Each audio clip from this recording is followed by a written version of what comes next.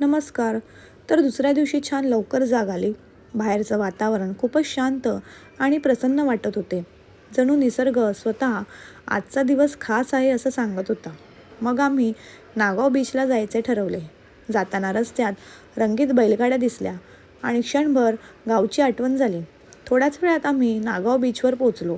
तिथे घोडागाडीची सफर, वाळूत बसून थोडा टाईमपास आणि त्या मोकळ्या क्षणात बालपण पुन्हा एकदा जगल्यासारखे वाटले. समुद्राकडे पाहताना असं वाटत होतं, तो काही बोलत नाही, पण सगळं सांगून जातो. त्याच्या लाटांमध्ये शांतता आहे आणि वाऱ्यात समाधान. त्यानंतर गरमागरम चहा नाश्ता केला. दुपारी आम्ही नागावजवळच्या भीमेश्वर मंदिरात गेलो.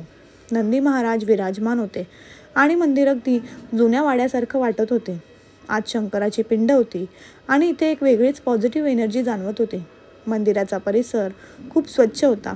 बाहेर एक छोटंसं तळं होतं. त्यात लहान लहान मासेही दिसत होते. मंदिरात बसून मन खूप शांत झाले. मग झाली पेटपूजा आणि अलिबाग म्हटलं की नॉनव्हेज म्हणजे बातच वेगळी. संध्याकाळी आम्ही रायवाडी बीचला जायचे ठरवले. हा बीच आमच्या रिसॉर्टपासून फक्त 7 ते 8 मिनिटांवरती होता. खूप शांत, अजिबात गर्दी नाही, अगदी मनासारखा. यावेळी आम्ही दोघंच नाही तर आमची कृष्णवीसुद्धा आमच्या ट्रॅव्हल पार्टनरमध्ये ऑफिशियली ॲड झाली. आमची छोटीशी फॅमिली. तिने बीचवर खूप एन्जॉय केले. तिच्या हसण्यात आमचा सगळा थकवा गेला. रात्री नलिनी काकूंच्या शॉपवर गेलो. काही घरगुती मसाले आणि सामान घेतले. मस्त जेवण झाले आणि दिवस सुंदर आठवणींसोबत संपला. अशा प्रकारे आमची अलिबाग ट्रिप मस्त झाली आणि कृष्णवीसोबतची ही पहिलीच सफर अजून खास आणि आठवणींनी भरलेली ठरली.